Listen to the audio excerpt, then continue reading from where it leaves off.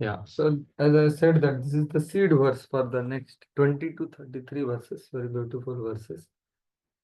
So now moving from dharana to dhyan. So dharana was about the entire form of the law, whereas dhyan is the further stage of meditation, where the individual limb of the Lord is meditated upon, right from lotus feet. So he is sitting, he is moving to protect the Dhruva and Prithu. He is lying down or he is sleeping in cave. This is all prekshana and his activities, ihitam. So this is what is going to be. Okay.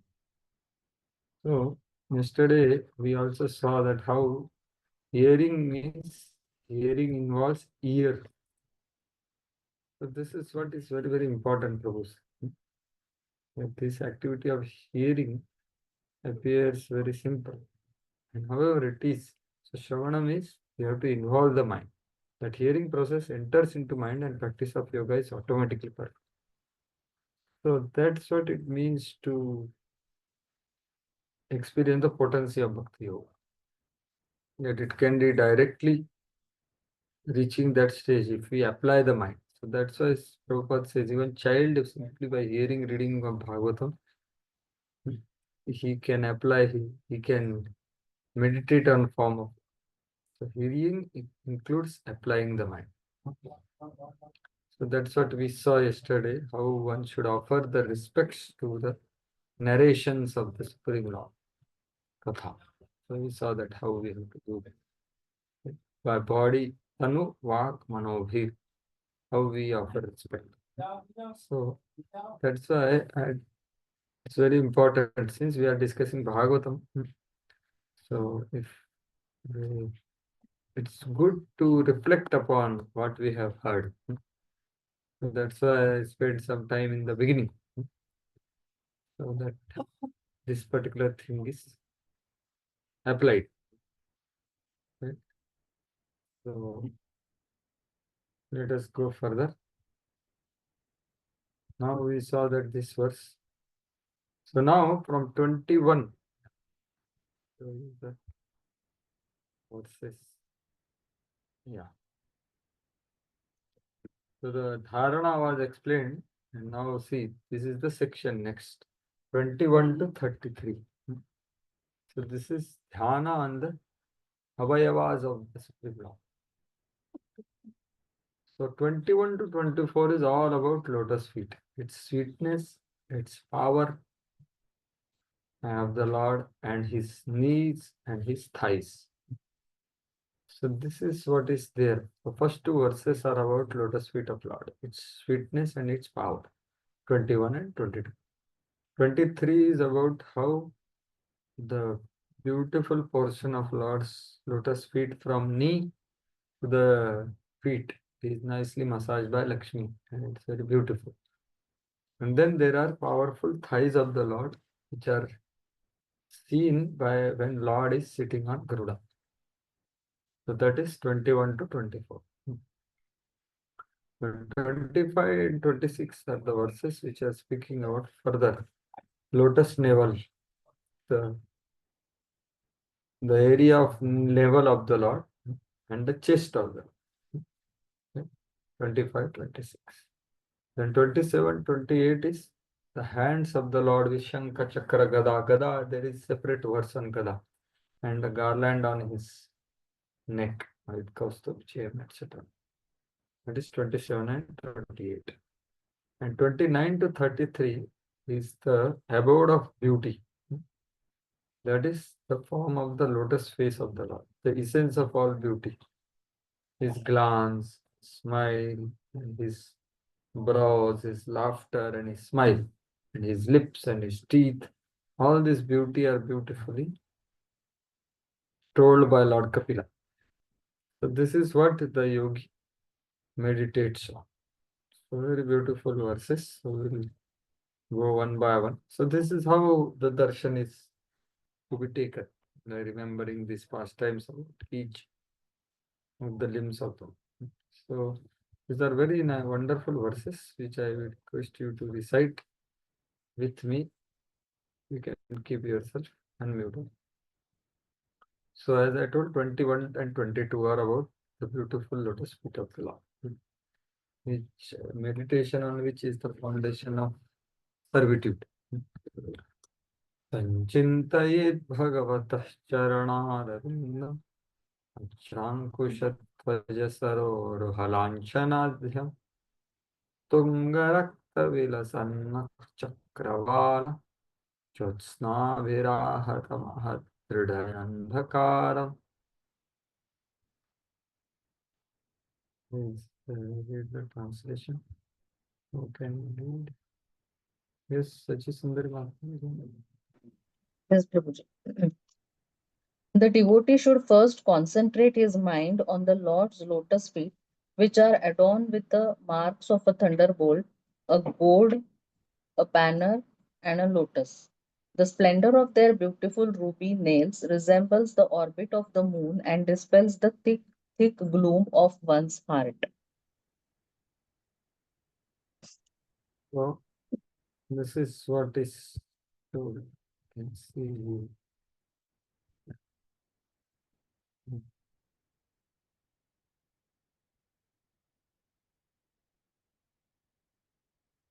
there are some photos of this which will help.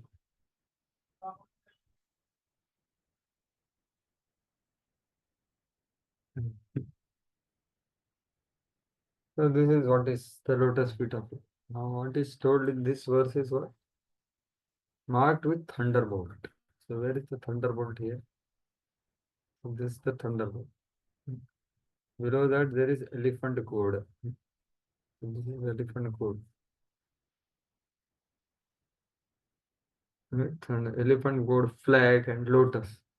This is the flag. This is the lotus. So these are all things. This is the thunderbolt. So this is the entire marks on the lotus feet of Lord. So these are. So there are proper. Everything has proper meaning and meditation has effect. Like goad, elephant goad is used to control the mind, which is like elephant, right? And so on. So like that, there is description. So this is the verse. So this is the sweet, as per Vishwanath Chakra Thakur, this is the sweetness of the lotus feet because it removes the darkness of the heart, right? Because of the light from the toenails of the. Because of you can see this. One should meditate on the Lord's foot. Sanchintayet bhagavatas charanaravind. Samyak rupena chintayet. Marked with lanchanadhyam. A thunderbolt, elephant gold, lotus, vajrankushathvaja saroruha, which destroys ahata, the great darkness of heart. Mahad hridayandakar, with the brilliance jyotsnabhir of the array of his gleaming raised red toenails. Chakravala Vilasan Tungarakta Makha. That's how the sweetness is also explained according to the power. So this is the verse. And next verse, let us recite together. Yachauchanisriti sarit pravarodhakena तीर्थेन मूर्तिधिकृतेन शिवः शिवो भूत् ध्यायत् मनः शमलशैलनिसृष्टवज्रम् ध्यायेच्चिरं भगवतः चरणारविन्दम्. Please read the translation from your book. Yes.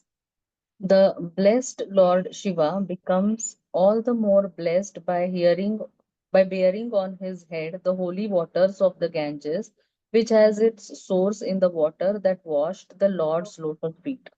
The Lord's feet act like thunderbolts hurled to shatter the mountain of sin stored in the mind of the meditating devotee. One should therefore meditate on the lotus feet of the Lord for a long time. That's what is told. Dhaya chiram bhagavatas charanaram. Chiram means long time. You should meditate continually, a long time. Why? The water, because Shiva Shivobhut. That water, washing which the Ganga, yet saucha udakena, Sarit Pravara. Sarit Pravara means the best of the river, that is Ganga. Flows, Nisrita, and makes Abhut. Auspicious Lord Shiva, who holds Ganga on his head, more auspicious. Shiva Shivobhut. Tirthena Murti Adhikrite. The lotus feet act as a thunderbolt which is released amongst the mountain of sin. Shamala Shaila Nisrisht. In the meditator's mind. Dhyatur. So that is the power of this lotus feet. That it is making Shiva more auspicious. He is already auspicious. And it can destroy the mountain of simply by meditating on the elephant goad. So that is the power of his feet. Right? So these are some photos. So going to the purports now. So when we take darshan, we should try to meditate upon this. So as Srila Vishwanath Chakravarti Thakur already mentioned that these all things can be done by Raganugiya Bhakta by remembering Krishna in Vrindavan. And that's what he's saying. This foot is seen by the devotees as Krishna stands in the pose with the three bends beneath the desired tree. Right? So because Krishna shows that foot, isn't it? One foot is visible. So that's what Srila Vishwanath Thakur says. And Prabhupada judges on the people who so-called do imagination. So Mayavadis say that this is all imagined forms. No, it's a fact. Imagination is always imagination and results only in further imagination. So concrete description of eternal form of God is given here, right from this verse till 23rd. So there should be meditation on the authorized description. That's what is the whole point of Srila. So that's what you can see Prabhupada is saying. Concrete description. In other words, one has to fix his mind on the lotus feet of the Lord if he wants to be freed from the darkness of ignorance. And this is the 21st verse. Second verse which are described is Madhuryam, Aishwaryam, the power, the potency of this feet.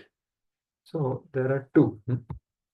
So it can shatter the mountain of sin in the mind when we meditate on it, because it's actually thunderbolt.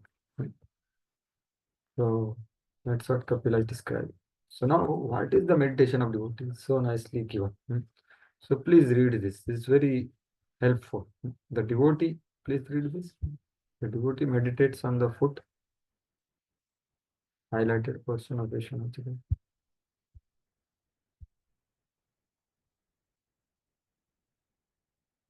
Yes, and continue. Read. Oh, okay, Prabhuji. Uh, the yellow one, na, Prabhuji? Yellow also, green also. The Green devotee. also. Okay. The devotee meditates on the foot marked with the thunderbolt being released upon a mountain of sins of the meditator. The devotee meditates as well on the elephant goad to lead the elephant of his mind on the right path. He meditates on the lotus on the Lord's foot to ornament the lake of his mind. He meditates on the flag to give the highest kingdom to the mind. He meditates on the barley corn to give the highest fame. He meditates on the umbrella to give relief from the three miseries. Srimad Bhagavatam 3.5.39. And he meditates on the chakra to give complete protection. So Vishwanath Thakur is explaining about other meditations also. See, one is thunderbolt, which will shatter the mountain of sins, because that is what is creates all the problem. Avidya, kama, karma, and dukkha. Number two is mind is like elephant, is difficult to control. But the good can hmm, direct the mind on right path if you meditate on the good. And then the lotus is ornamenting the lake of our mind. And flag is to give the kingdom, highest kingdom to the mind, and so on. So barley, umbrella is relief from threefold miseries. Chakra. So these are all marks on the lotus feet of Lord. I showed you, right? So this is what we can try to meditate upon. And see. I showed you that. See, so this telling about this is the thunderbolt, this is the elephant code, this is the lotus, the flag, this is the umbrella, this is and yeah, this is chakra. So this is the right lotus foot. Left has shankh, shankha, chakra, gada, padma. Everything is there. So every aspect has importance. So barley corn is here. This one. So that's how we have to meditate, and it has effect. Every limb of the body in meditation has effect. We will see the eyebrows of the Lord, everything. So Srila Prabhupada in his purport establishes fact of Ekala Ishwar Krishna Adasapa Vritti. He is one of the three main primal demigods, but he is also getting the Lord, the water that washed lotus feet of Lord on his head, and he is becoming more. So he is establishing that fact of Ekala Ishwar Krishna Arasava Vritti, Lord Shiva, because so many people have misconception. Another significant point in this verse is that the mind of conditioned soul, on account of its association with material energy, from time immemorial, contains heaps of dirt from the desires to lord over material energy. This dirt is like a mountain, but mountain can be shattered when hit by a thunderbolt. Meditating on the lotus feet of the Lord acts like a thunderbolt on the mountain of dirt.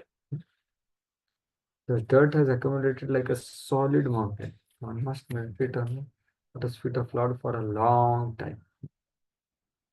So that's the essential thing. So when we say that by practicing bhakti, the whole ocean of material existence becomes like a hoof print of a calf, water, right? So what is that ocean of material existence made up of? It is made up of material desires. So when we engage in bhakti and meditating on the Lord, the material desires minimize. That's the point. And the previous committed sins are also there. They are shared, right? So very solid one. So the other day, Ravichandra was giving an example in his class, very beautiful. So he went to Boston, somewhere. So there is a lot of cold there that time, right? December. So they started a camp of 2, 3 days, and there were a lot of snow there. So snow fell on the car of a devotee. That car, when they came out after 3 days, the car was not visible only.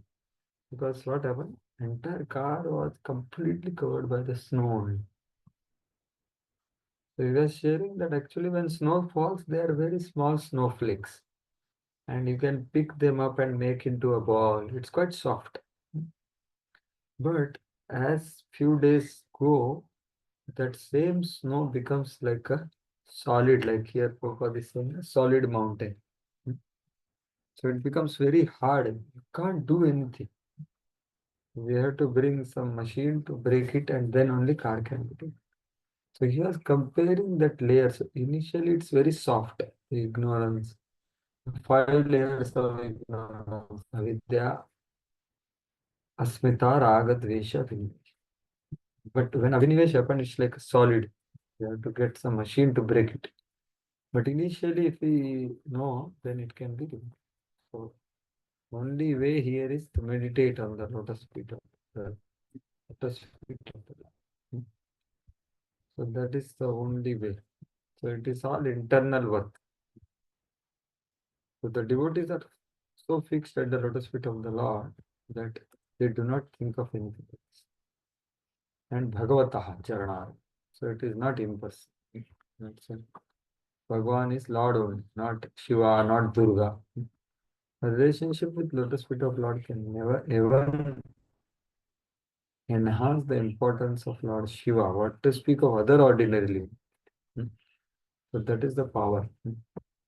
Yeah. So now the next verse is going to tell further from lotus feet. Now for this part of the body, above the lotus feet till the knees. Because it was told, Sthitam Shayanam. Shayanam Dhayit. So now Lord is lying on the Shesha Paryanka, the bed of Shesha. And Lakshmi ji is massaging that beautiful lotus feet. So that is the 23rd verse.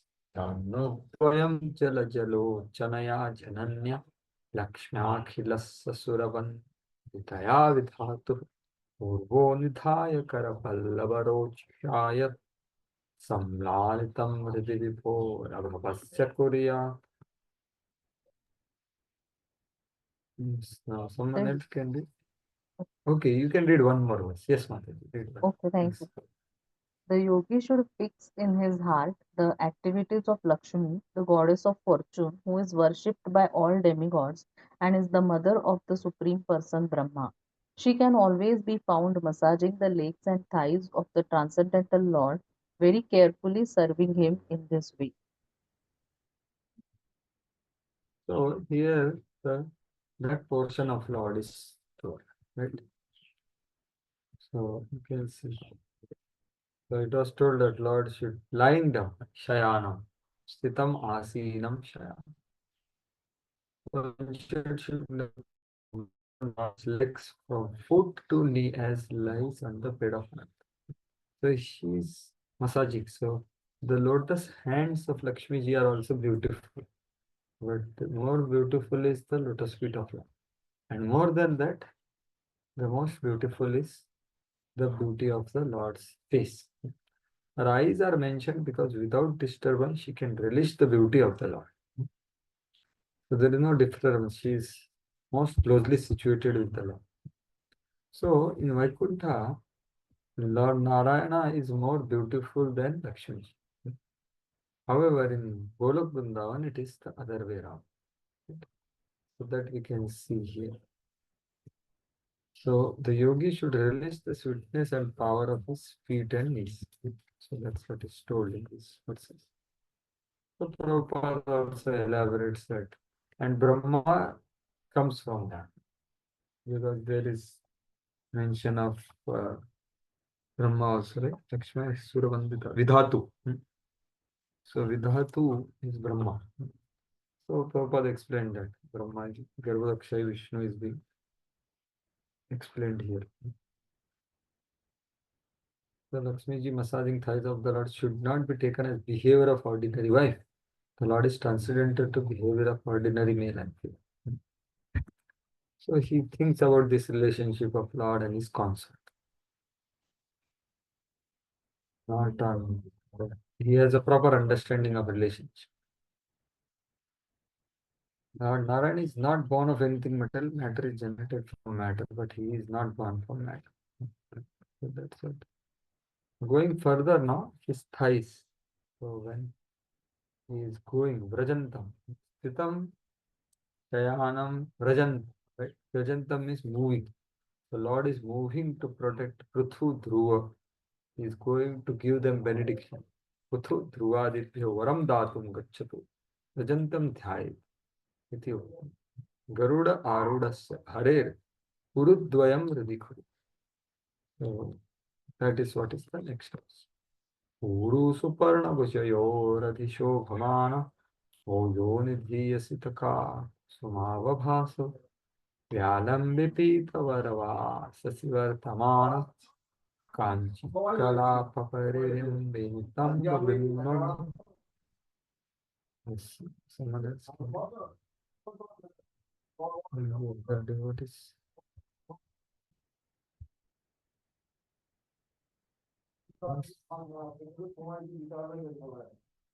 Fix his mind Yes, on the personality of Godhead's side the storehouse of all energy. The Lord's thighs are whitish blue like the luster of the linseed flower and appear most graceful when the Lord is carried on the shoulders of Garuda. Also, the yogi should contemplate his rounded hips, which are encircled by a girdle that rests on the exquisite yellow silk cloth that extends down to his ankles. So now, that's how this verses go. So Prabhupada writes about the power of this place. All the source of energy in this world is coming from thighs, a reservoir of all strength, which strengths rest on the thighs of his transcendental. Whole body is full of opulence, but thighs are specific. So there are nice photos here.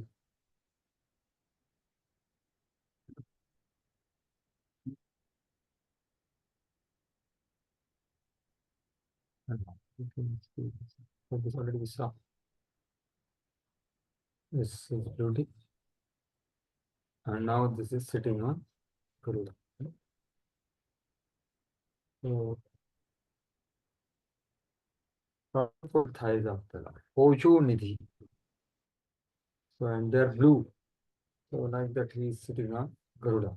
So this Atasi flower is shown here. Like this color is large. And girdle is shown here. Nice girdle on the hips of the Lord.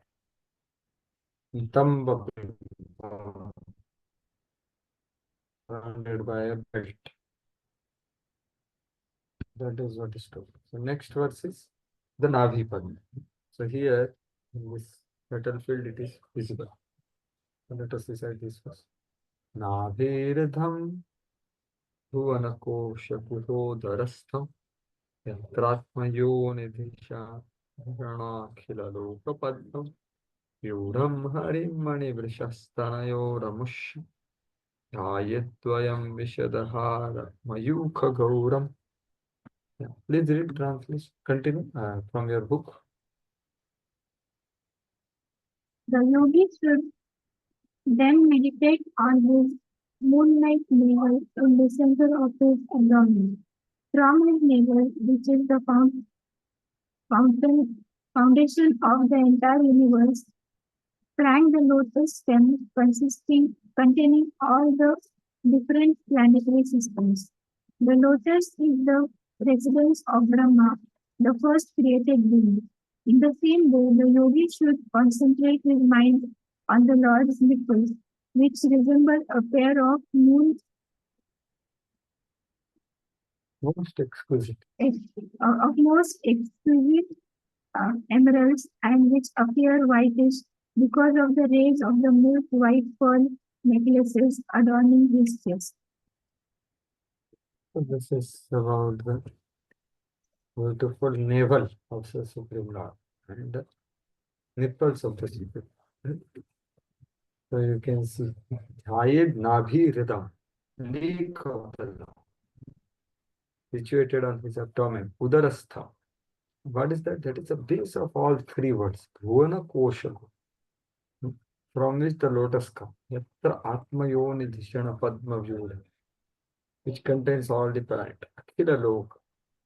You should meditate upon these two nipples of the Lord. So this is about the Nabhi rhythm, nipples of the Lord. Dhayat Amushyastanayodvaya. They are like best of the emeralds.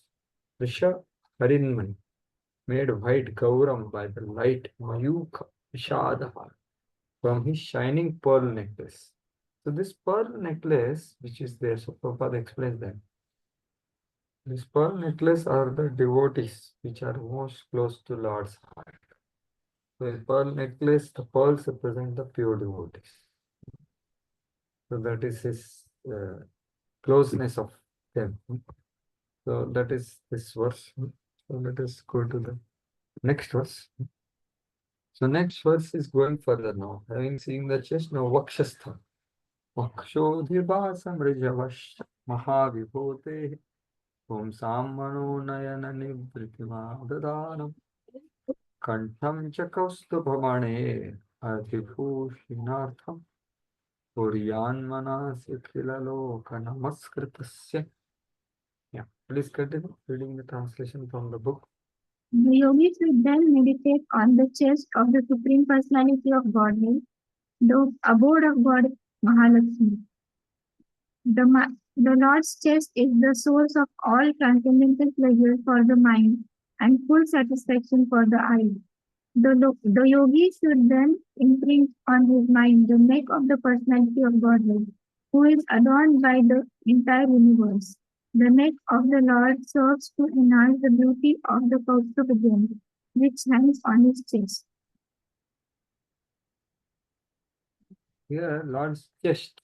So, who is standing there? Goddess of fire, Mahalakshmi, Mahavibhute, Vishabhasya. His Vibhuti, so his consort, so goddess of fire. That's what gives pleasure to the eyes and the mind of people. So one should meditate on that. And then there is neck, where the Kaustubh gem is also there. So that's how the Kaustubh gem is there on the neck, and Shivatsa is there on the right, and Mahalakshmi is there on the left. So that is what is told by Srila Vishwanath Chakravarti Thakur. So this is all description of Garbhodakshaya Vishnu. So going further, the next verse, so you see the chest. Manasi Kuryat Rishabhasya Vaksha. You should meditate on the chest. The special residence of Mahalakshmi, Mahavibhutehi Adhivas, which bestow pleasure to the mind and eyes of men. Om Sam Mano Nayana Nivritima Adadara. So, goddess of fortune is one who gives pleasure to the minds and eyes of men. But she is always situated here, right? So, well, that's how they have to be worshipped together. One should meditate on the neck of the Lord, Kantham Akhil Loka Namaskaras, which is made beautiful by Kaustubh Jal, Kaustubha Maner, Adhipur. So the money becomes beautiful by putting it is in the Lord's neck. Not that money makes the neck beautiful. So that's the beauty of the Lord. Param Padam Bhushana Bhushana. So now going further, the 27th verse is going to the hands of the Bahuscha Mandara Gire Parivartanena Nirnikta Bahuvalayan Adilokapal Sanchintayedashashata Tarama Asayati Jaha Sankham Chatakara Saroruhara Jalpamsam. Continue reading from the The yogi should further meditate upon the Lord's four arms, which are the source of all the powers of the demigods who control the various functions of the material nature. Then the yogi should concentrate on the polished ornaments which were burnished by the Mount Mandar as it revolved. He should also duly contemplate the Lord's discus, the Sudarshan Chakra, which contains 1,000 spokes and a dazzling luster, as well as the conch, which looks like a swan in his lotus-like palm. yeah. So this is about the hands when the churning was happening, Ajita. So they were getting shined. So hands of the Lord and chakra, shankha, they are all the things in the hand. The next verse also takes that hand gada specific. So Bahum Sanchimtaye, one should meditate on that. Whose bracelet, Bahu Valaya, become polished. Niranik, how Mandara Girehe Parivartane, by turning the Mandara mountain, which bestow the power to the Devatas, protecting the plants. Adhilokapa. That is about the hands. And then arms of the Lord. Sanchitaye Tatkara. In that, what is that? Chakra is there. Dashashata Aram, which has great power. Asayya Teja, unbearable power. and the conch, Shankham cha, and the swan in his lotus hand, Saroruha Raja. Then there is hand and gada. Kaumodikim bhagavato udaitam smareta yuddham arati bhatashonita kardamena malam madhuvratavarutha kira pagrushtam chaityasya tattvamamalam manimasya kanthe. Yes, continue. The yogi should meditate upon his club, which is named Kaumudaki, and is very dear to him. This club smashes the demons who are always inimical soldiers and is smeared with their blood. One should also concentrate on the nice garland on the neck of the Lord, which is always surrounded by bumblebees with their nice buzzing sound. And one should meditate upon the pearl necklace on the Lord's neck, which is considered to represent the pure living entities who are always engaged in his service. So, Kaumodikim bhagavatim daitam smaret. One should meditate on the dear club of Kaumodik. Lord is very dear to the why? Because it hits the demons and it is having blood of the demons. Diktham shonita kardam. The enemy, Rati. One should meditate on his garland. Alam upakushna. Surrounded by swams of buzzing bees. Varut, Vira Madhuprabha. And pure kaustubh jewel on his neck. Amalam manimasya kante. Which represents Jiva Tattva, Chaitya Sattva. So that's how these verses. Now the next 4 verses are going to explain the beautiful face of that. So before that we'll see some points in the purports, which we just saw. So the last one now is this verse, text 28. So here Prabhupada says there are 2 kinds of living entities, demons and demons. Right? So demons are killed by the Lord by the Gada. Supreme Lord keeps on his neck those living entities who are pure, as one protects the jewels and pearls on the bosom. Right? So this is devotees. And those who are demons are inimical towards pastimes of Supreme Lord are punished by his mace, always smeared with blood. So that's how this is told. In the previous verses, the previous verse was speaking about the arms of the armlets. So Prabhupada says they are also so beautiful. In other words, the ornaments on the arms of the Lord are as brilliant, as lustrous, as if they had been polished very recently. Nirnik. So it's not like here, if you don't use the ornaments, there is the polish goes away. And previously, there was glorification of the chest of the right? So in that, Prabhupada mentions about his power. God is all powerful. The prowess is represented by Mahalakshmi, Mahavibhutehe, Asya. So that is reservoir of all energies, which is situated here. And anyone who gets mercy of her, then he can derive many material powers. Ashtanga Siddhi, what is that? Anima, Maghima, Prapti, all the Siddhis and all of that. That's why Mana, it was pleasing, right? And the gem. So Kaustubh gem, this already I told. The gem itself becomes more beautiful because it is situated on the neck. The Lord's transcendental form can either be mentioned upon in the mind or placed in a temple. Hare Krishna. In the form of statue and are decorated in such a way that everyone can contemplate it.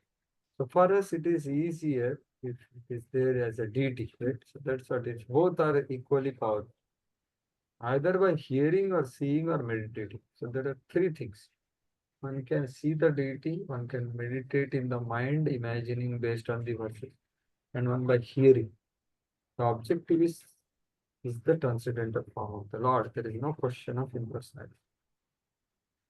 So, as I told, the Smaran, the yogis take advantage of process of Smaran, whereas Bhakti yogis take special advantage of process of hearing and chanting. So see, simply by hearing and chanting, devotees can do Smaran. But yogi has to do all this. So that's what he says. And the first previous verse was about Navi. So Prabhupada writes about this. There are inconceivable conceptions of the Lord, and one should not think materially. How can the father give birth to a child? Prabhupada is telling about Brahma. So Brahmaji was born from the navel of Vishnu without even conception by Lakshmi, right? How is it possible? It's possible. These are inconceivable conceptions. The Lord can produce without anything. And each limb can do function of every other limb. So Lord can create. So that is what is told here. So that's how these four verses are there. Now the 29 verse onwards, there is a beautiful description of his lotus face. So let us see that now.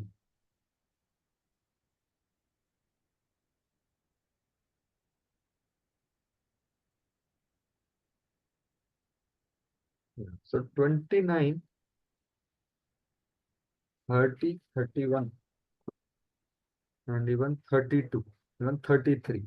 They are going to tell about the lotus face of the Lord, and then his glance, his smile, and his laughter in the past time.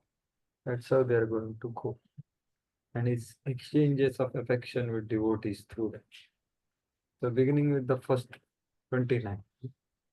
Nityanukampitathiyeha gृहीतमूर्तेः चिन्तयेद् भगवतः वदनारविन्दं यद्विस्फुरन्मकरकुण्डलवल्गितेन विद्योदितामलकपोलमुदारनासम्.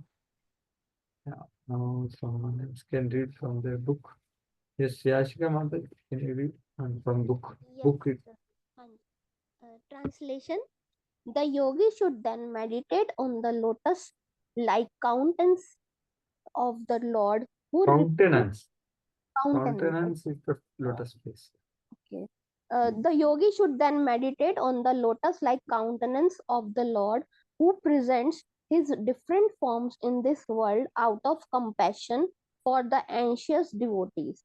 His nose is prominent and his crystal clear cheeks are illuminated by the oscillation of his glittering alligator shaped earrings. Alligator shaped earrings. Makarakunda. Like that. So they are glittering, they are here and they are glittering on his cheeks because they are crystal clear cheeks. So they are like mirror in that. So when Lord is talking to the nearest associate, close associates, they are moving and they are reflecting in their cheeks also. So it looks very beautiful. And his nose is very straight, prominent. And the first part is Vritya Anukampita Dhiyeha Grihita Murti. So out of great compassion and anxiety of devotees, Lord manifest a form to please them because they are in separation. So that's the point. So God is accepting forms according to the devotees, and of course, devotees meditate on what is described. So these two eyes, actually, there is description about it in the purport also. That as I told, there are earrings are moving because of Lord is talking to the associates, close associates. So they are compared. So there are two things moving there. Yeah, just the two eyes dancing with the reflections of the two moving earrings on his cheeks, which are mirrors made of the best jewels, become dancing instructors and make the four makaras on the earrings and the reflection in the eyes who have come to their classroom dance. This image should be understood. So this is Vishwanath Chakravarti Thakur making a very basic description.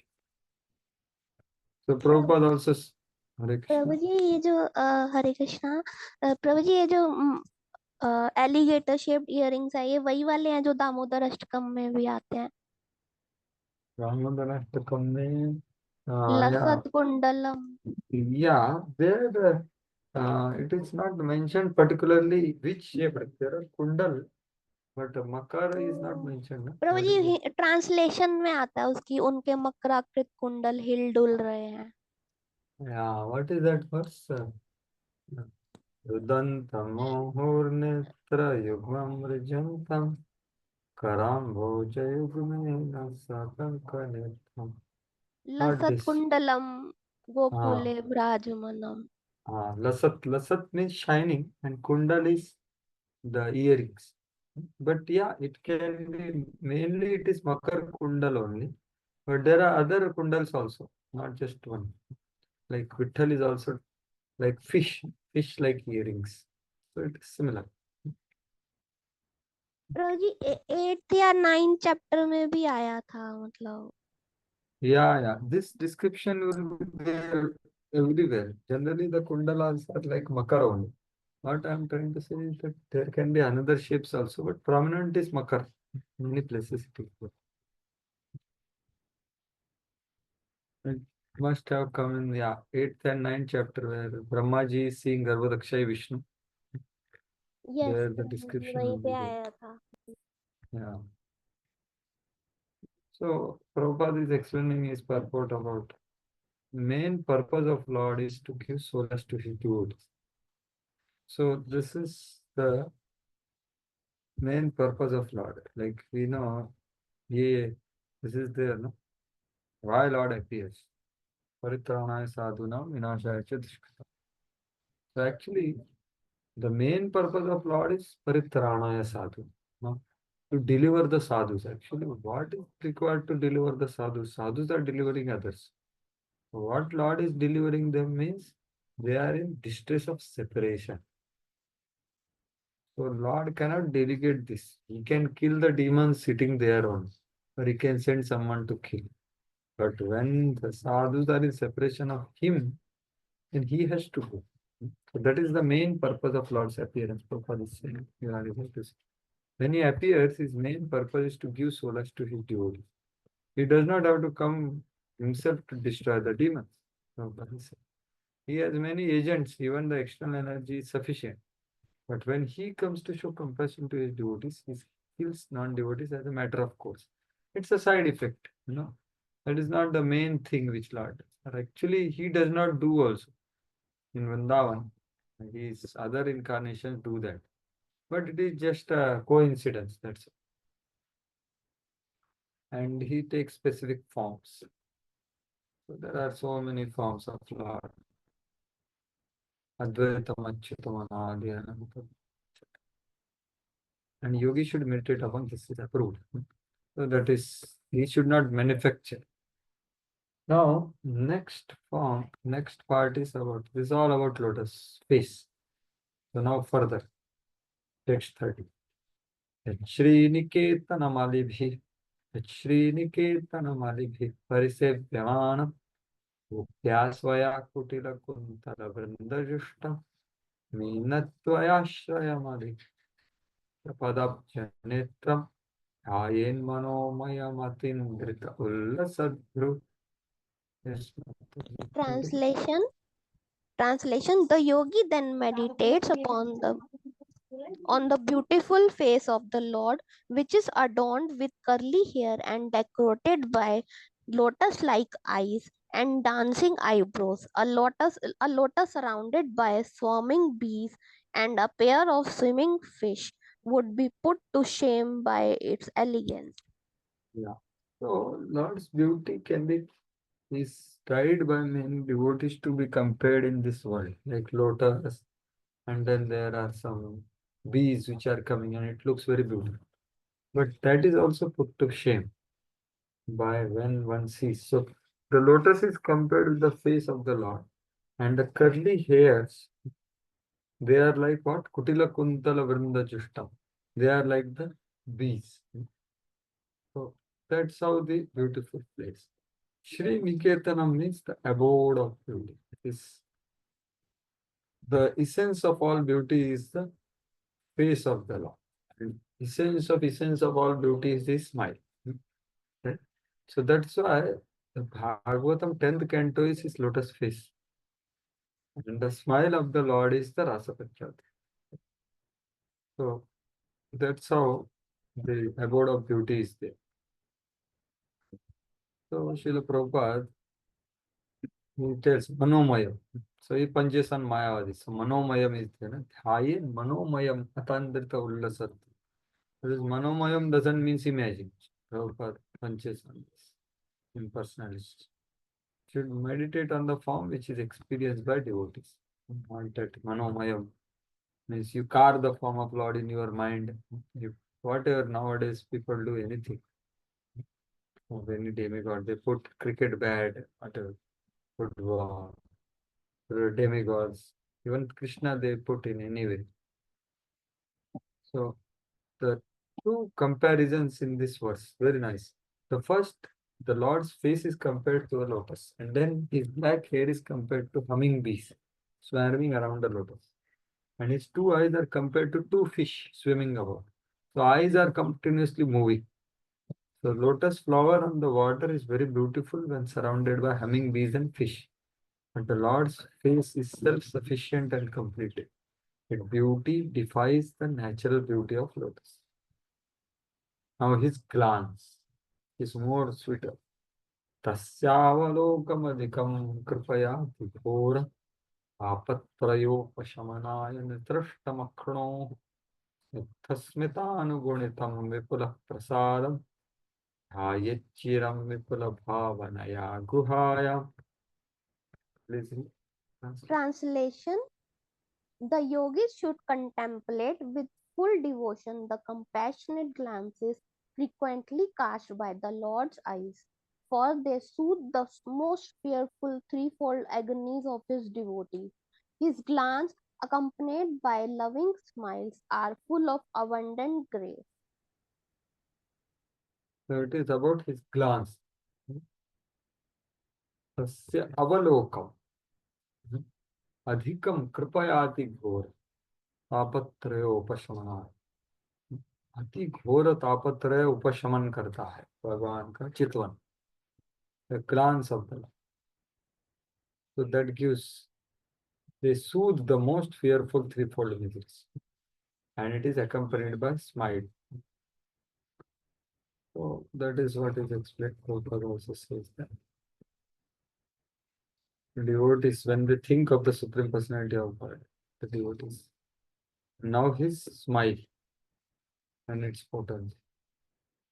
Asamhareravanatta khilaloka tibra lokashrusagar shranamatyudaram sammohanaya rachitam nijamaya yasya Rumandalam Manikrute Makaradhvajasya.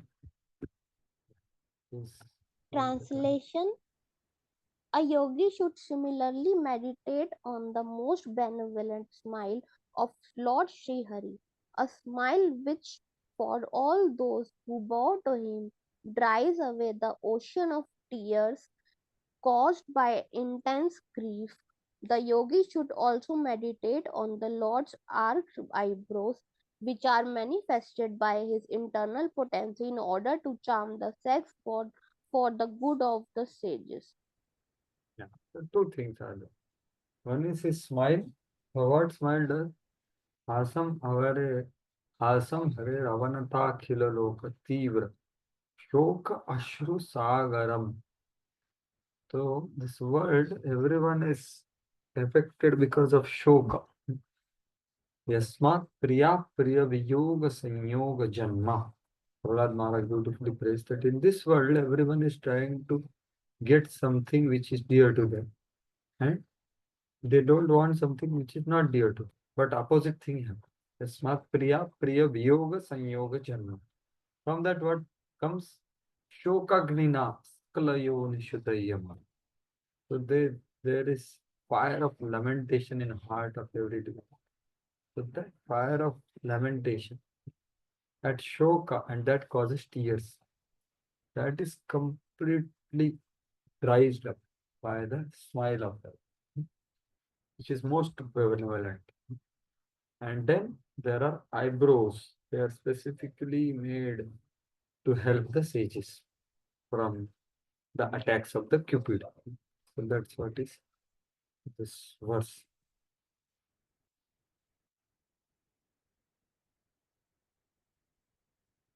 Prabhupada elaborates this thing. The charming brows of the Supreme Personality of Godhead protect the sages and devotees from being charmed by the material lust and the sex attraction. One Acharya's example is given.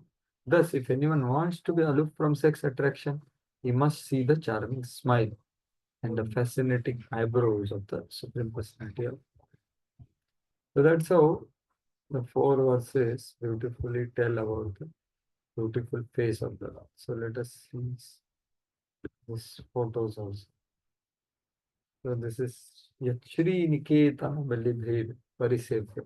The curly locks and the lotus face, which is compared to the lotus and the honeybees, but that beauty is gone. Then there is his glance, which completely makes one free from tapatta. And then there is smile of the and the eyebrows. So here you can see it here. Eyebrows, which the influence of Cupid is taken away by them. So it can be done. So that's how the beauty of Lord is beautifully explained here. And Kapil Dev for devotees as well as yogi. So the last part of 19th verse of Prekshaniya Ihitam. Ihitam means the pastimes of Lord. One should meditate. So now this is told one. Dhanayanam prahasitam bahuladharoshta asarunayitatan vijakunda pankti dhayat swadeha kuhare vavasitasya vishnu arpitamana pratak drisheta. Yeah, this is the smile of the Lord. More special. Laughter, Translation. sorry. It is not smile. The smile is when you don't see the teeth. Laughter is when you see the teeth. So this is the laughter. Yeah. Translation. With devotion steeped in love and affection, the yogi should meditate within the core of his heart upon the laughter of Lord Vishnu. The laughter of Vishnu is so captivating that it can be easily meditated upon. When the Supreme Lord is laughing, one can see his small teeth, which resemble jasmine buds, rendered rosy by the splendor of his lips. Once devoting his mind to this, the yogi should no longer desire to see anything else. So there is nothing more beautiful than this. So there is elaborate pastime explained by Vishwanath Thakur.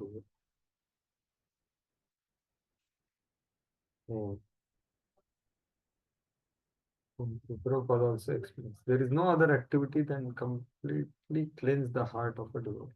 The exceptional beauty of laughter of Lord Vishnu is that when he smiles, his small teeth, which resemble the buds of jasmine flowers, at once becomes reddish. So the teeth become reddish, reflecting on his rosy lips. So that's how his beauty is there. In other words, when one is absorbed in seeing the beauty of the Lord within himself, the material attraction can no longer disturb him. So this is what is the concluding verse of this meditation. And the last line of this verse, if you see what is that? Arpita mano na prathak drisheta. There is nothing else to be desired other than this. So this is the standard thing. But there are some yogis who are impersonalist. They are interested in Brahman realization. So they use this form of the Lord and then they give up. So that is the next verse. So as I told, from 34 to 38 is the now the next section begins. I'm just showing you the section details. From this section already we saw beautiful section. Now the last part of the chapter, which will. So 34 to 44. So there is yogi attaining liberation and mumukshu's thinking. One who attains liberation. So there are different types of liberation. One is realization of Atma, That is Brahman realization. Paramatma and Bhagavan. So here Brahman is told, the impersonal liberation, Brahman realization. And that person is explained to be the most unfortunate, 34 to 35. So his conduct of a foolish and unfortunate yogi. Why is called unfortunate and foolish? Because he gives up the Lord form. And what is his condition of mind while he merges in and Pratyagatma? Just realize this. That is 34, 35. 36 and 30, 36, 37, 38 are the characteristics of this impersonal liberation. So he reaches his own glory as Atma, and his actions, like a drunken man, doesn't know whether he's wearing clothes or not. But still he lives, he's like a Jivan Mukta stage, right? So that is because of his power of the is living. But he doesn't take pleasure in the bodily things. So 36 to 38 is like Jivan Mukta state of that unfortunate yogi. So this is 34 to 38 is about this yogi who is impersonal. 39 to 41 is the mumukshus should think in similar manner, but they should know Paramatma also. That is what is told from 39 to 41. So different analogies are given. Father and son, fire, spark, smoke, wood, etc. And the last section is 42 to 44. So this Jnani or Yoga Mishra Bhakta, he should see the Paramatma also, not just Atma. So that's why I said that there are different levels of realization of absolute truth, right? We know that Vadanti Tattva Tattva Vidas Tattvam Yajnanam Advayam Brahmeti Paramatmeti Bhagavaniti Shabdeti. And the same absolute truth, depending on the closeness with it, is called as Brahman, Paramatma, and Bhagavan. So these things are told in this. But bhakti is done for Bhagavan. And Bhagavan means Lord of spiritual world. Paramatma means Lord of material world, who does creation, maintenance, and destruction. And Brahman means just potencies of the Lord. Right?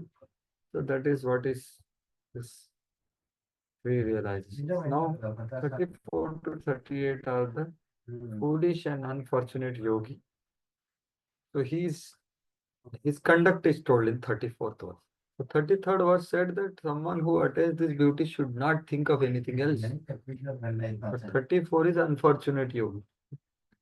So the text 34. Brahmarao Bhagavati Pratilapta Bhavo Yadravad Hridayo Pulaka Pramoda Kantyabashpakalaya Muhurardhyamana Paschapi Chittavadisham Shanakairviyumte.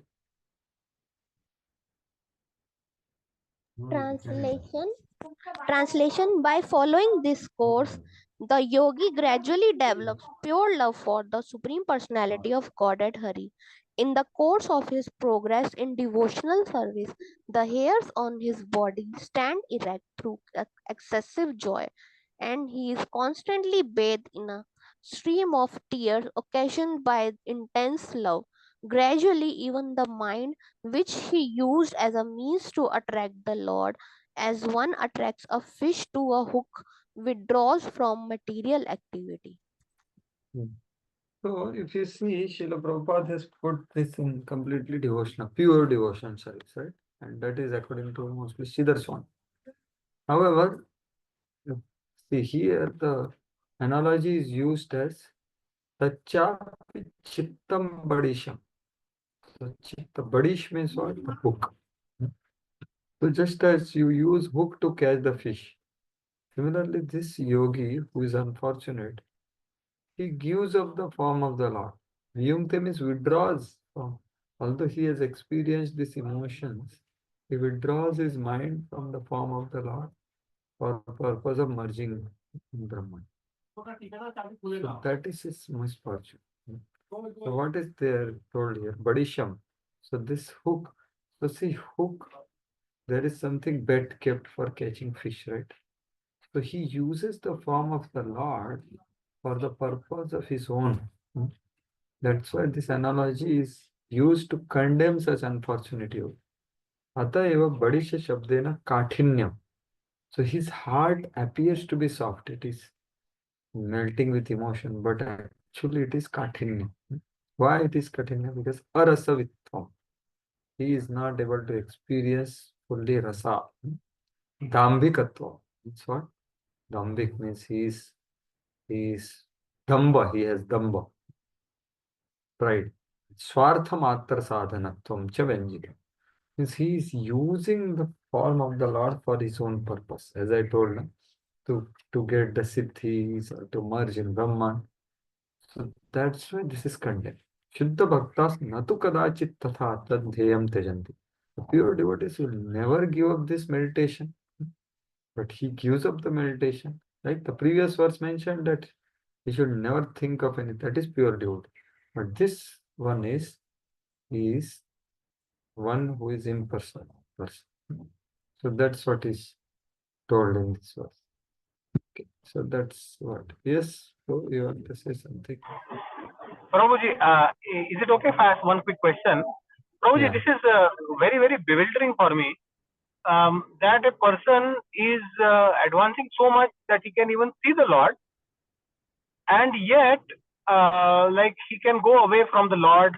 So my understanding is, does the Lord not, why does he reveal himself to such a yogi if the ultimate purpose is impersonal liberation? So, that is my question. Otherwise, Lord should put some obstacle, isn't it, in front of such a person? Otherwise, he will go away and lose the ultimate treasure.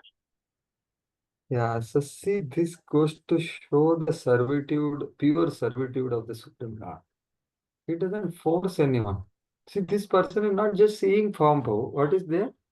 Bhaktya Dravat Hridaya Purakaha Pramoda.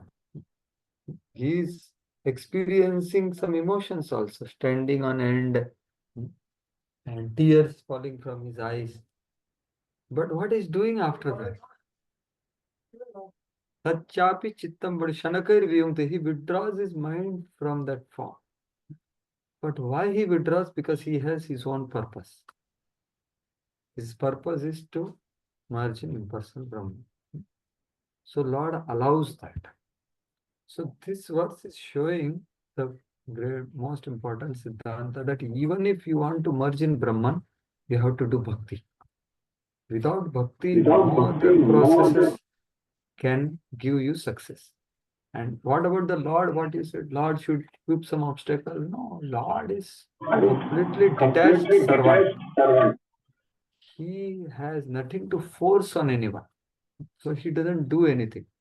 And when Lord, we are all fortunate because we came in touch with the pure devotees. But this person who is practicing has never come in touch with devotee. So, Prabhuji, can we say it is dangerous to directly approach the Lord?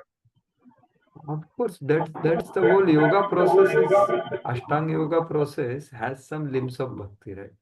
But yes, they are practicing Mishra only. So when they come in touch with devotees, then there is a chance of attaining Shanta Rasa in Vaikuntha. Otherwise, they will merge in Brahman only. So that's so the devotion challenge. service is only possible by mercy of devotee. Not there is no other way. Exactly. Lord also will not do anything, as you said correctly here, right? Yeah.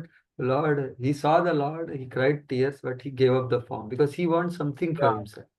So here, see, Vishwanath Jayu Goswami is saying that he chittam kathinyam, his heart appears to be soft, but it is not soft. It is not fully soft. It is pure, but it is not soft. So purity here means he has no material enjoyment desires, but there is no softness. Now, what is that softness? The rasa of relationship. So arasatvidvam is told here. The second is dambikatva. And then swartha matra swadhanatva. So his sadhana is completely selfish. So this is the depth of selfishness. That's why bhukti mukti siddhi kami sakala shan. Krishna bhakta nishkama ataya. So they cannot be properly soft heart. That's why this verse is connected to the verse which was there in the famous verse. Na? You know, steel framed heart, there is one verse. Yes, yes, yes. So that verse is referring to this verse actually. What is that? Whatever the meaning we all know, that when the heart is not melted, even if tears are coming and hairs are standing on end, right? But heart is not melting, then his heart is steel framed. So that steel framed is this person. This. Yeah. As explained by Kapil. So he is getting रोंगटे खड़े हो रहा है, आश्रु भी गिर रहा है, लेकिन heart is still not soft. So our goal is very high, Prabhu. But we have great hope that we are in connection with pure devotees, Prabhupada and his disciples. So that is the point here. So it's a little bewildering to see, as you said, frankly, that yeah, he's seeing the Lord, but then he's leaving that.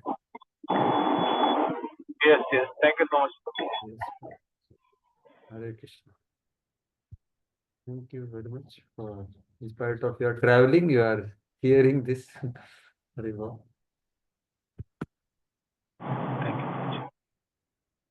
So here, Vishwanath Chakravarti Thakur explains all these things which I just told you. So for him, it is very difficult also to withdraw because it's very attractive, right? Lord is so beautiful, but he still withdraws because he has selfishness. So that's what Vishwanath explains. He rejects it because he is not fixed in that taste. He is considered low class among the yogis. This is Ati Nikrishta yogi. Even he is steady in yoga, among them also there is superior and inferior. So he cheated of Bhakti Ras. So Vanchita. So that is what is the name. So Pratilabdha means, besides meaning to attain, suggests that he receives but does not respond appropriate. Doesn't respond. He receives. Pratilabdha means what? He receives the darshan of Lord. He experiences emotion, but he doesn't respond properly. That's what he is saying. So here it is told, as I told. Therefore, the yogi gives up that sweet form only by his own foolish decision. He does not without following. He does so without following rules. So he's not even following the rules. So he's using heart like a hook. He gives up that sweet form. So he want to catch. So and it takes difficulty for him to withdraw. That is also mentioned. You can see here. The hook is made up of iron. It does not melt like gold, silver, or butter. So butter, Krishna steals butter, right? The butter is like soft, but his heart is like iron heart. It softens a little by applying great heat, but immediately becomes hard again. So see, the analogies of Bhagavatam are very deep. So iron is such that you put heat, it will melt. But if you remove it, immediately become hard. But butter is not like that. Right? Silver or gold are not like that. So the hook, though always bathed in the waters of sacred Ganga, remains permanently crooked without appreciation of rasa. It is also a cheater because it covers its point with its bits of sweet food for attracting greedy fish. The yogi's heart is thus condemned by this end. That's how the Vishwanath Chakravarti Thakur says. And it is very difficult. The touch of that hook of yogi's heart is uncomfortable for Lord as well. So this is the point. For Lord also it is uncomfortable. Because imagine he's holding the Lord in that hard heart. Thus, after withdrawal from the Lord, Lord gives liberation with realization of Pratyagatma while destroying 21 types of suffering. A fisherman yogi with his withdrawn hook-like heart. He does not give liberation with realization of Param. So that's how he is giving. So this is mercy of Bhakti Dev. So you can see Dharma Projita Kaitavatra Paramo. This verse, Sridhar Swami says that here Kaitava Dharma also refers to merging in Brahman. So Sridhar Swami says that pra indicates that even the desire, nirasta, it is also, desire for liberation is also rejected as cheating. Right? Even Bhakti Devi, the highest object of meditation, worshipped as a mere anga of yoga, is finally rejected. That is the cheating. So he is using Bhakti Devi for his own purposes. So Bhakti Devi, that's why it is called cheating. That's the point in this verse. So he gives many this thing. So that's how he is condemned. So Prabhupada writes, as I told, the translation and purport is completely of Sridhar Swami. So Sridhar Swami also says Sabij Yoga, Nirbij Yoga. When the mind is forcibly engaged on the form of Lord, it is called Nirbij Yoga, lifeless yoga. Yogi does not automatically engage in personal service of Lord. So see, Nirbij Yoga, you see this fellow. So he is using the Lord for his own purpose. He doesn't engage in bhakti. But what is Sabij Yoga? But when he is constantly thinking of Lord, that is called Sabij Yoga.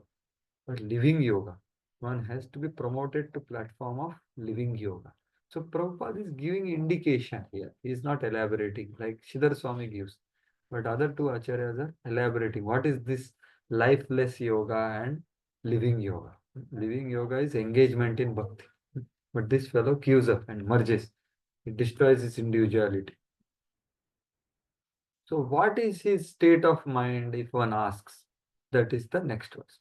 Having described the conduct of inferior yogi, that is the previous verse, that he gives up that form, Kapila now describes the condition of the mind which he gives up after which he gives.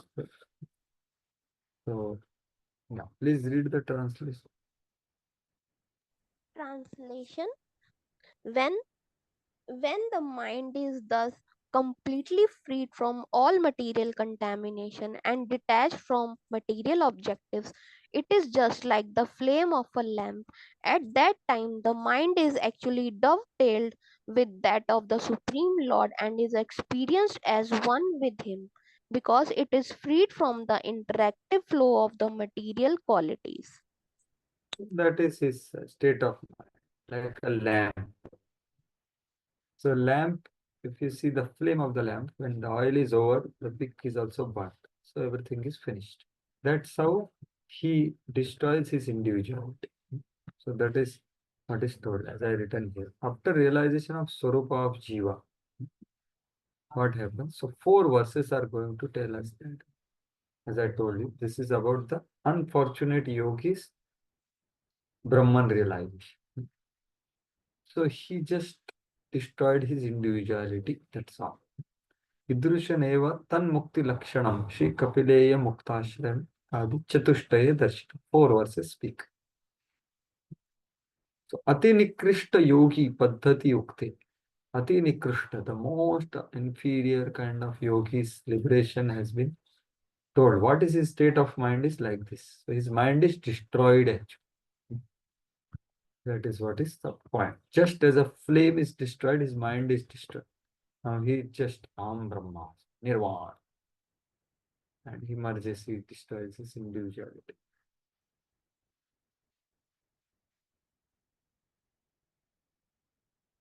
So Prabhupada takes a devotional interpretation. And of course, he punches on Mayavadis also. You can see Mayavadi followers, Mayavadi philosophers cannot understand this. They think that oneness. So that oneness, Aham Brahmasmi, oneness, they can't understand. So real oneness is to total the desires with Lord's desire. That's the whole theme of these purports. So here's Bhagavad Gita. So Prabhupada writes a devotional. The mind at that time does not act separately. So this oneness of mind is of devotee, that he acts in line with the Lord's desires. But what is told in the verse is his mind is destroyed. The Mayadi philosophical conception of cessation of the functions of mind is explained here. The cessation of mental functions means cessation of activities conducted under the influence of 3 modes of matter. So this is what happens to him. So what is the 36? As I told, what is there from 36 to 38 is this person's liberation is explained. The characteristics of this impersonal liberation. What are the characteristics? Yeah, please read the translation.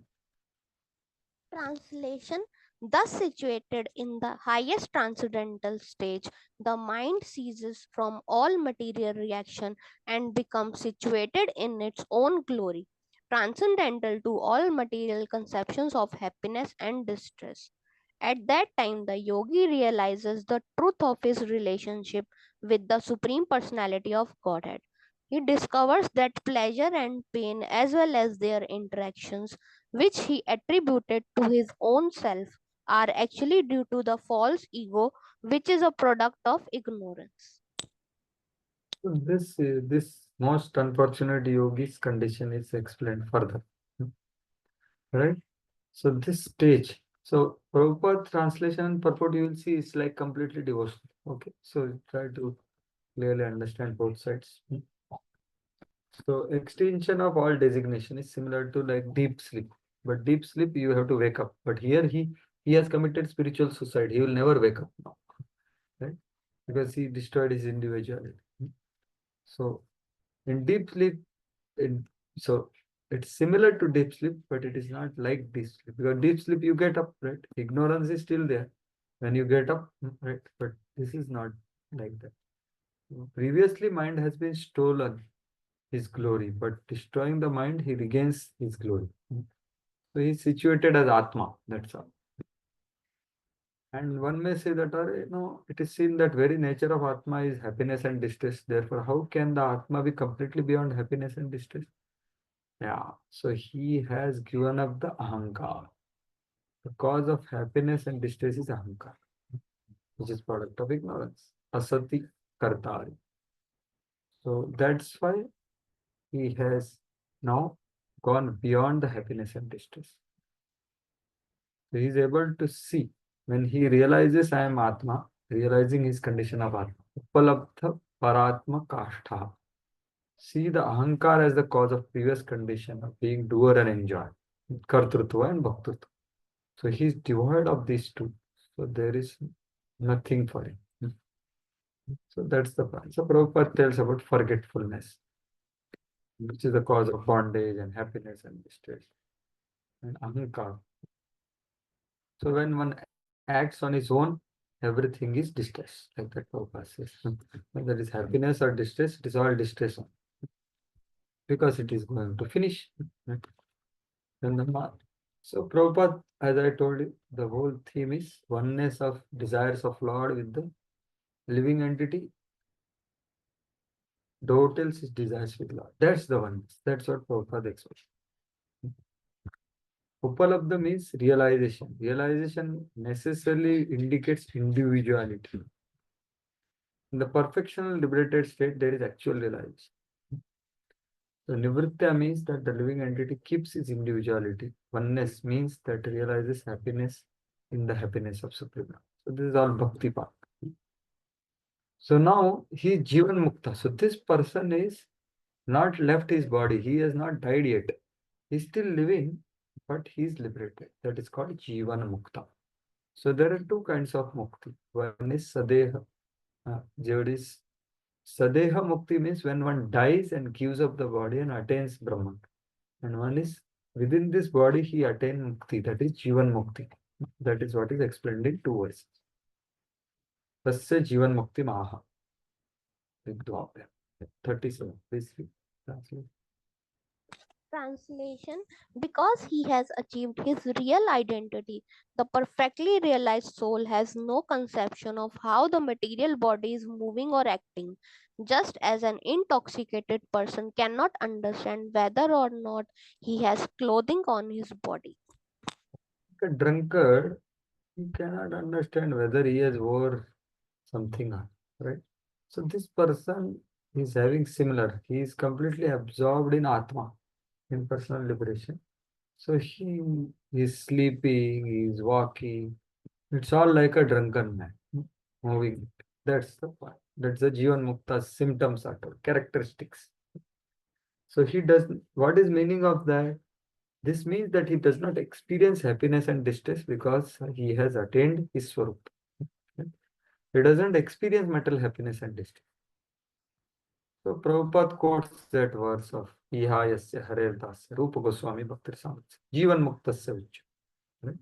So, but it is devotee Jivan Mukta, right? But this fellow is impersonal Jivan Mukta. But the point is same, Jivan Mukta. That's how Prabhupada. How does he live then? If he is like that, how does he live? Because of his prarabdha. Please read the translation. The body of such a liberated yogi, along with the senses, is taken charge of by the Supreme Personality of Godhead, and it functions until its destined activities are finished. The liberated devotee, being awake to his constitutional position and thus situated in samadhi, the highest perfectional stage of yoga, does not accept the byproduct of the material body as his own. Thus, he considers his bodily activities to be like the activities of a body in a dream. The Jivan Mukta, his eating, sleeping, and all that is like doing in the dream. Because he completely is detached and he's living because of his prarabdha karma. That's all. How does he continue to live because of his prarabdha? He will never develop material attraction again. So you can see a highlighted portion is saying that it is not acting due to the living force of living entity. No, it is simply acting as reaction of his past act. That's why, like a fan is switched off. But after switching off, the electric current is not going. So there is no desire in him. There is no ichha dvesh, there is no happiness, distress on material level. There are no desires. But the previous inertia is there in the fan. So fan will rotate for some time. So his Jivan Mukta, his living is like that rotating fan after switching off. That's what Prabhupada gives an analogy. So it's like a dream.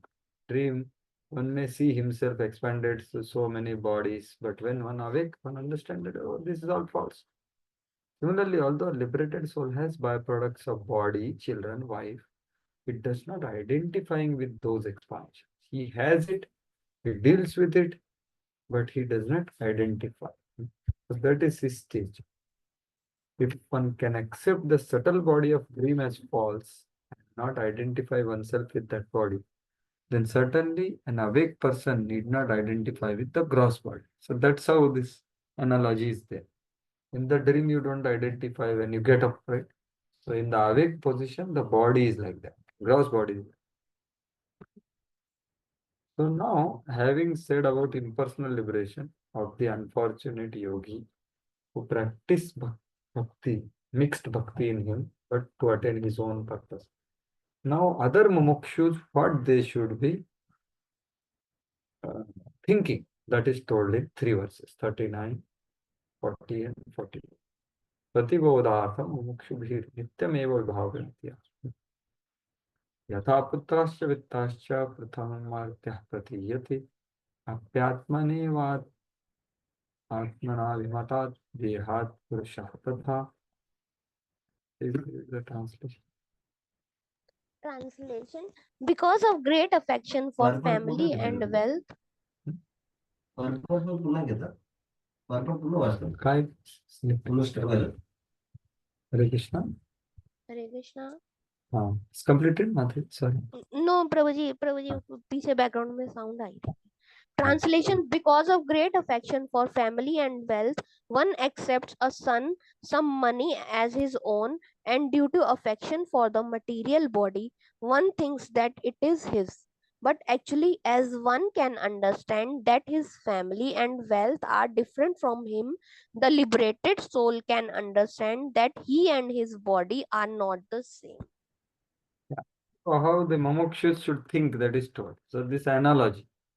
Just as father is actually different from his son, wealth and all that thing, right? But he identifies himself out of affection. So Jiva is different from body. That's what he said. So that's how he should think. The status of real knowledge is explained in this one. So that's what I told. Mumukshu person. So how he deals with his sons, how he deals with his wealth. So I and mine. So his body, his sons and his wealth. So how he thinks. That's what is told here. So Prabhupada is saying, but actually I know that the sun and the money are separate from me. It is the same with the body. I am separate from the body. You see the analogy of dream and previous, it's similar here also. I am separate from body. It is a question of understanding and the proper understanding is called pratibuddha. So by obtaining knowledge in devotional service or Krishna consciousness, one can become liberated. So to explain his understanding, next two verses, an example is given for us to understand. Right? Because of this bodily identification, it has to be given up. So how to do that? That is one nice example of fire, wood, smoke, and spark. This example is given. Yatho यथोल्मुल्कात् विस्फुलिङ्गात् धूमाद्वापि स्वसम्भवात् अपि आत्मावेनाभिमतात् यथाग्निः पृथगुल्मुखात्. Yeah, please read translation. Translation: the blazing fire is different from the flames, from the sparks, and from the smoke, although all are intimately connected because they are born from the same blazing wood. Yeah, see, the fire is there in the wood, right? But the fire is different from flame. Fire is different from spark, and fire is different from smoke. Although it appears to be all connected, and they are connected, but they are different. Similarly, we are different from our gross and subtle body and things connected to body. That's what is this analogy is telling here. So you can see here, though not situated separately, the jiva is different from products of Maya.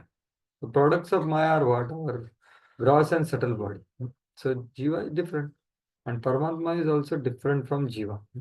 So that is the next verse. So you can see here, fire is different from wood, which is burning. So right, fire is there in the wood, but wood will be burnt. Just so fire. So that fire is different from spark also. And the fire is different from smoke also, which is his product. So foolish person, however, will think that wood, spark, smoke, fire, or smoke are all fire only because of imagining them to be Swarupa of fire. So he thinks this is what I am this body, I am this mind, I am this intelligence, is like that. He has to see the difference. So Jiva is different than all that. And of course, Paramatma is different than Jiva. Right? So that is what is told. So the next verse is telling about Paramatma. So which is told here. So Prabhupada explained that. So already I explained. Less intelligent person accept the smoke as fire, although fire and smoke are completely different. Right? So yeah, 41, please read translation. Translation: the Supreme Personality of Godhead, who is known as Param Brahm, is the seer. He is different from the Jiva soul or individual living entity, who is combined with the senses, the five elements, and the consciousness. Yeah, so here soul and super soul difference is told. Earlier, soul and all material Maya, products of Maya. So that's what is told here. So Prabhupada is also explaining. So a conception of complete whole is given here. It means what? The Supreme Lord, or Paramatma, which is different than the Jiva also.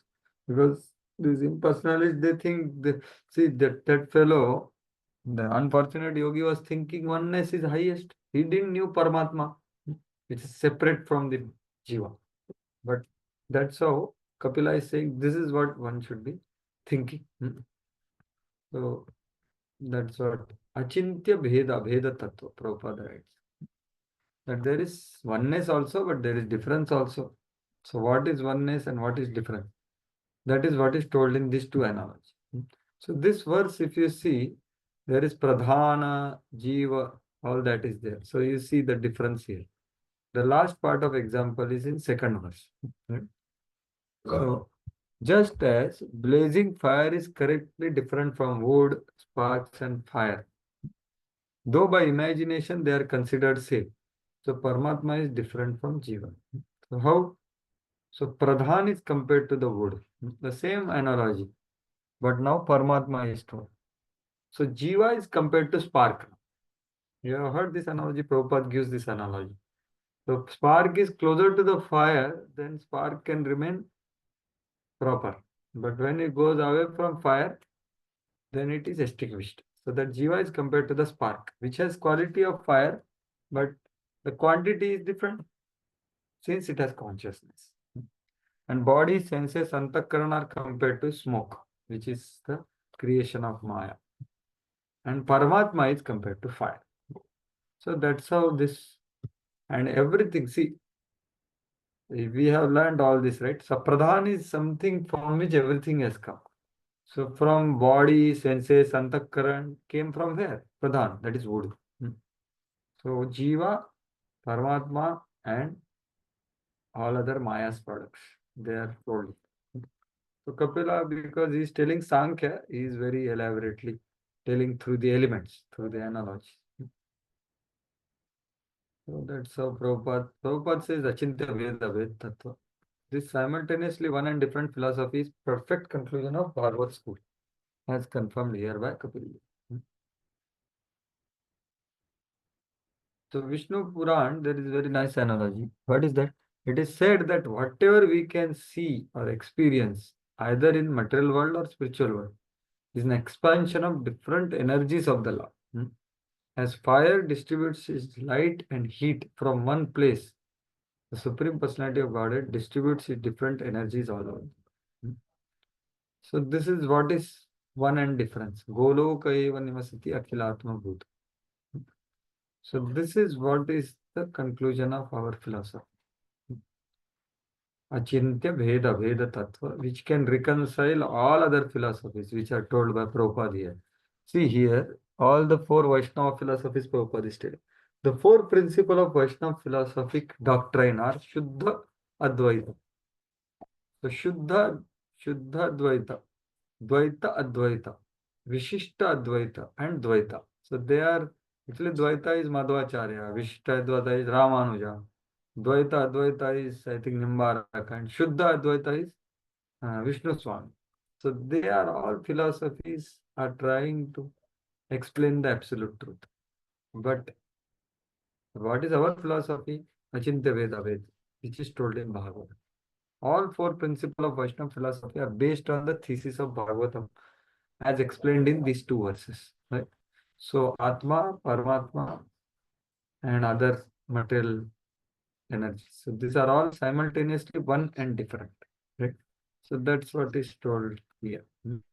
So having said that, now last three verses are telling about how a Jnani or this Bhakti Mishra yogi should see that Paramatma. So that's what is Tattvamasi is there, right? So that's what is true. So 42, please read the translation. Translation: a yogi should see the same soul in all manifestations, for all that exist in a manifestation of different energies of the Supreme. In this way, the devotee should see all living entities without distinction. That is a realization of the Supreme Soul. So this is how a devotee will see. So you can see Tadvidhi Pranipatena Pariprashnena Sevaya. Upadikshanti te jnanam jnaninas tattvadarshina. Next shloka is what? The same shloka, what is told here. When one knows this, then he will see me in every living entity. Evam, what is the 4 point, that shloka, if you see, that is exactly like this. So one is able to see the Paramatma in all beings. Why? Because effect, cause is present in the effect, right? So as we saw, the cause and effect, if we understand, the core cause is that fire, that is Paramatma. Then there are sparks, then there is smoke, etc. One sees all beings in Paramatma because all effects merge into him at the destruction. So that way. So this is what you will see in that verse also, 4.35. What is that verse? Evam jnatva, yad jnatva na punaroham. You see this is the realization of devotee. You can see same meaning actually. Yad jnatva na punarmoham evam yasasi pandava yena bhutani asheshani drakshasi atmano athamai. Having obtained real knowledge of self, from self-realized soul, you will never fall again into illusion.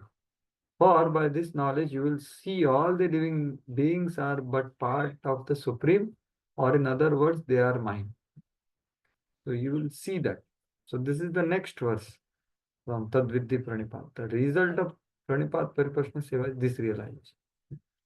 So one should realize this Paramatma is everywhere. So that's what is the point here. So Prabhupada says that person who is freed from material designation can see the same quality of spirit present everywhere in every manifested living. So this already I told. So less intelligent person thinks everything is happening automatically by nature, but he can't understand behind there is law. And there is an analogy to understand, very simple. The text 43. Yeah, please read. Translation: as fire is exhibited in different forms of wood, so under different conditions of the modes of material nature, the pure spirit soul manifests itself in different bodies. Yeah. So see, the fire is there. No? Earlier example only is told here to understand Paramatma. There are different kinds of wood are there, but the same fire exists, but it appears different. Right? So one fire in various types of wood is perceived to be various because of different qualities of the wood. Fire is the same, Paramatma is the same, but when he manifests in a different woods, it may be long wood, short wood, crooked wood, straight wood, with a wet wood, etc. So different orders and colors will be seen in the fire. So like that, the same Paramatma, though residing in different bodies, is one. So that's how this analogy is being told here. The element is the same. One who understands the distinction between super soul and the individual soul is above lamentation and is in peaceful position. So that's how Atma Paramatma difference is being told. So Prabhupada elaborates. So yes, 44 verse. Translation: thus, the yogi can be in the self realized position after conquering the insurmountable spell of Maya, who presents herself as both the cause and effect of this material manifestation, and is therefore very difficult to understand. So when one understands Paramatma also, then he is able to conquer Maya. It's actually Daivi Hesha Gunamai No Maya Durattaya. Similar, Daivi Sadasati Atmikam. This is Maya one. So Durvibhavyam, very difficult to understand, but he conquers that and he puts himself in Swarupa. So that's what is told in this verse. So Prakriti shows itself in varieties of forms, like this wood, right? Wood has so many different kinds of power, but thus it is forms, and thus it is cause of many problems. One should conquer Prakriti, but it's hard to conquer, but by surrender to Krishna, we conquered. So Prabhupada quotes that verse. Daivi Hesha Gulman.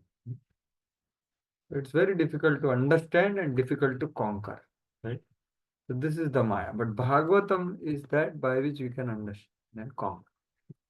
Because Bhagavatam Chatushloki, that only it is said. So here you can see Prabhupada is writing, after Brahman realization, one can engage in activities of Brahman. Means what? Devotional service. So Brahma Bhuta Prasannatma na sochati na kamshati. That's what Prabhupada quotes. That actual bhakti starts there, when one is self-realized. So he gives an analogy. If a man is disease condition is very active, how can one imagine that one who is freed from disease will be inactive? Naturally, the conclusion is that when one is freed from disease, his activities are pure. So he's telling this impersonal liberation is useless. There is no activity, but he becomes more active. 18.50. So the duty of living entity as a part and parcel of whole is to render devotional service to the whole. That is ultimate perfection of life. Thus in the Bhaktivedanta purport of third canto, 28th chapter of the Srimad Bhagavatam entitled Lord Kapila's instructions on the execution of devotional service. So that's how this chapter ends of Yoga Mishra Bhakti. Right? So we saw Jnana Mishra Bhakti previous two chapters and Yoga Mishra Bhakti in this chapter. So Actually, I was thinking to cover these verses also, what were remaining in the previous chapter, because they are very similar to these verses only, what we discussed now. So quickly we'll go through them. Not much purports are there. So how a yogi attains liberation, that's what is told actually. So what just now we discussed now, very similar concepts are told there. Like this is the chapter, right? So just one the similar concepts. See, we covered till 23rd verse, right? This was important. Now 24 to 30 verses are how a liberated soul, the Prakriti cannot touch him. That is told. And then what, how he attains final liberation. So currently we discuss quite similar thing. So let us go quickly through these two sections, which were remaining in next 5 minutes or so. So as we discussed earlier, the 23rd verse, Gyan Mishra Bhakta. So he practices devotional service, right? So that, and he crosses. Yeah. So Ichhadvesh and all this. So now this is the verse, 24th verse. Bhukta bhoga parityakta drishtadoshaschya nityashah nishwarasya shubham datte swemahimni sthitasya cha. Someone else can read translation. Maybe. Yes, Prabhu. Yeah. By discovering the faultiness of his desiring to lord it over material nature, and by therefore giving it up, the living entity becomes independent and stand in his own glory. Yeah. So see, same thing was there right now. He is situated in his own glory, right? That unfortunately was. So this fellow, this is Jnani. So what is told is he has understood the faultiness of material interactions. Drishta doshascha nityasha, always able to perceive the faults of Prakriti. So he is situated in his original position as Atma. So that's what is told here. So Prabhupada also elaborates that point about to be servant of Lord is greatest position. So the living entity is Ishvara only when engaged in service of the Lord. In other words, transcendental pleasure derived from loving service of Lord is actually independent. So Ishvara here, Mesh Ishvarasya Ashubham Datte. So he is, by contemplation and experience, he is able to see the faultiness in material touch of this world. So he gives up what is already enjoyed. Bhukta bhoga, parityakta. Parityakta means completely gives up. Many times we give up and again catch.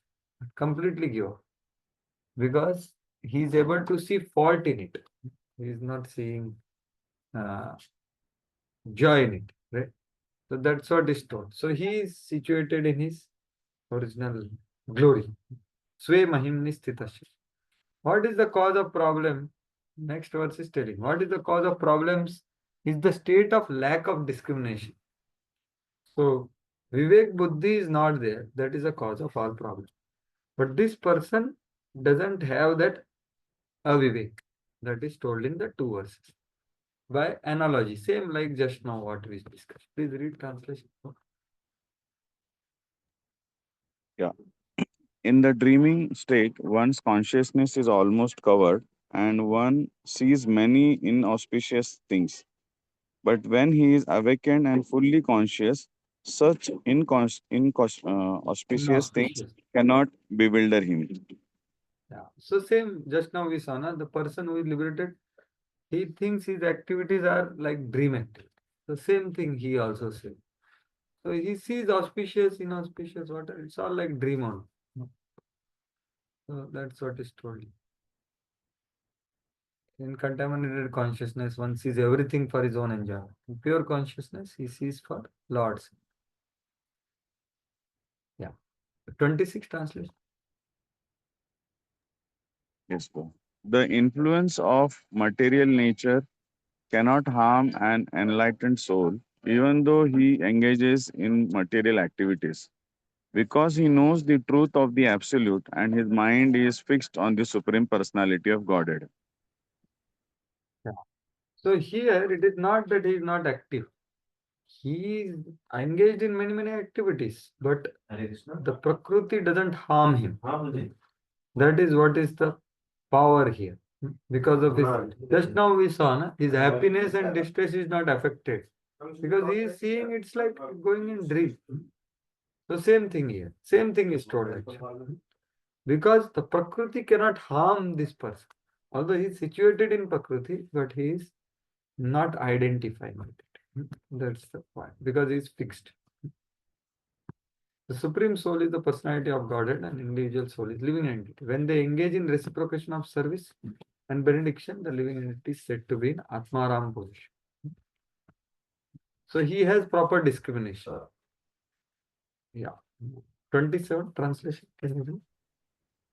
When a person thus engages in devotional service and self realization for many years and births, he becomes completely reluctant to enjoy any one of the material planets. Even up to the highest planet, which is known as Brahmaloka, he becomes fully developed in consciousness. So this is the situation of liberated person. He doesn't want to even go to Brahmaloka. What to speak of anything else of this world. Right?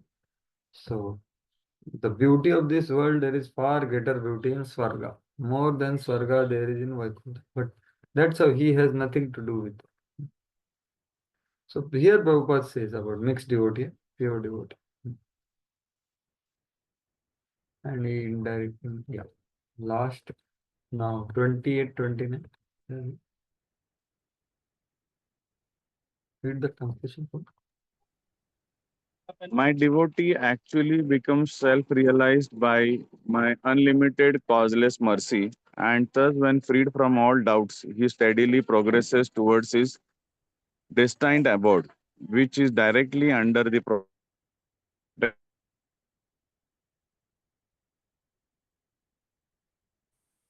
of the Supreme Personality of Godhead. Thus, Hare Krishna. the present material body, the mystic devotee goes to the transcendental abode and never comes back. So basically, he attains liberation. So mystic devotee is saying. Means what is Yoga Mishra Bhakta? Jnana Mishra Bhakta, like that, depending on what he practiced. So that's how Prabhupada is putting everything in bhakti because there is bhakti mission is there. But they attain liberation. Actual self-realization is becoming devotee. So that's how Prabhupada is indicating everything for devotional service. Okay. And last verse. Last verse is how he will not fear of death also. Yeah, please. When a perfect yogi's attention is no longer attracted to the byproducts of mystic powers, which are manifestation of the external energy, his progress towards me becomes unlimited, and thus the power of death cannot overcome him.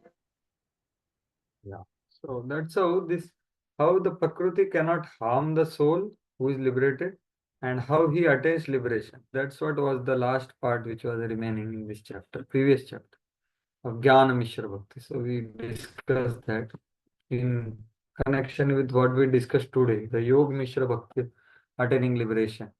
So that's what thus end the Bhaktivedanta purports of third canto, 27th chapter of the Srimad Bhagavatam entitled Understanding Material Nature. So this was remaining. It is quite similar to what we discussed. That's why I didn't elaborate much here. So thank you all very much for your patient hearing without video. Sorry for that. And we'll pause here and continue the very important chapter, 29th chapter in the next sitting on Saturday. Nantaraj Srimad Bhagavatam ki Jai Srila Prabhupada. Jai. Thank you. Thank you. So, in case anyone has any comment, question, clarification, or anything, they may stay back happily, or others can happily leave. Anyone has anything? Share to comment, to clarify, to question. Let us know. Anyone has anything?